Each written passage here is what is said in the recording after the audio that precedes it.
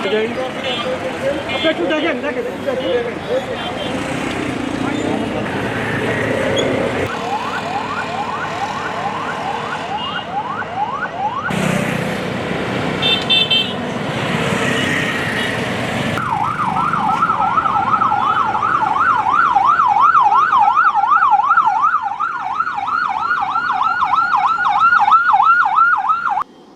আর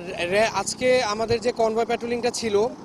এটা হচ্ছে র্যাব 11 পক্ষ থেকে এটা রেগুলার কার্যক্রমের একটি অংশ হিসাবে আমরা আজকে দেখেছি। এটা আমাদের এখানে 5টি সংসদীয় আসনে র্যাব নির্বাচনকালীন মোতায়েন হয়েছে। নোয়াখালী এলাকায় ইতিমধ্যে নির্বাচনকালীন সময়ের জন্য র্যাবের যে মোতায়েন কার্যক্রম সেটা সম্পন্ন হয়েছে এবং আমাদের বিভিন্ন এলাকা ভিত্তিক আমাদের যে রোবাস্ট প্যাট্রোলিং কার্যক্রম আছে যে 5টি সংসদীয় আসনে ইতিমধ্যে চলছে। আমাদের র্যাবের যে কার্যক্রম নোয়াখালীতে আছে সেটা হচ্ছে মূলত হচ্ছে নির্বাচনকালীন সময়ে ভোটারদের নিরাপত্তা, ভোট কেন্দ্রের জানি সুষ্ঠু নির্বাচনের পরিবেশের জন্য যে ভোট গ্রহণের জন্য যে নিরাপত্তা বিধানের জন্য যে কার্যক্রম এবং প্রার্থীরা জানি সুন্দর সুষ্ঠু পরিবেশে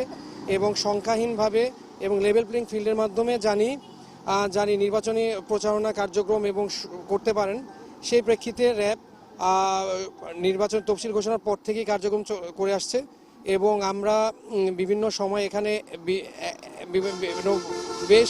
অনেকগুলো অভিযান পরিচালিত হয়েছে এবং যারা নির্বাচনকালীন সময়ে নিরাপত্তার জন্য হুমকি হয়ে যাইতে পারে তাদেরকে যথাযথ আইনি পদক্ষেপের মাধ্যমে থানায় হস্তান্তর করা হয়েছে এবং অস্ত্র উদ্ধার কার্যক্রম হয়েছে, পরিত্যক্ত অবস্থায় অস্ত্র উদ্ধার হয়েছে এবং বিভিন্ন জায়গায় সাঁড়াশি অভিযান হয়েছে, যৌথ বাহিনীর সাথে অভিযান হয়েছে। বর্তমানে আমাদের কাছে যে তথ্য আছে নির্বাচনে সুষ্ঠু, সুন্দর এবং অংশগ্রহণমূলক হওয়ার জন্য লেভেল প্লেইং ফিল্ড নোয়াখালী অঞ্চলে এখন পর্যন্ত বিদ্যমান আছে এবং আমরা সম্পূর্ণভাবে এখানে আমাদের যে টহল কার্যক্রম চলমান আছে এবং এটা নির্বাচনকাল এবং নির্বাচন পরবর্তী সময় পর্যন্ত নিরাপত্তা বিধানের জন্য আমাদের এই প্রচেষ্টা চলমান থাকবে।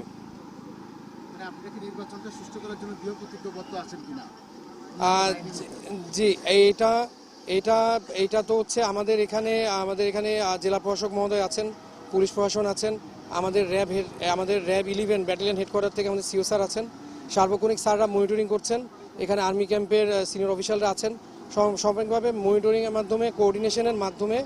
সমন্বয়ের মাধ্যমে এবং তথ্যের ভিত্তিতেই আমাদের কার্যক্রমগুলা চলছে আর কি।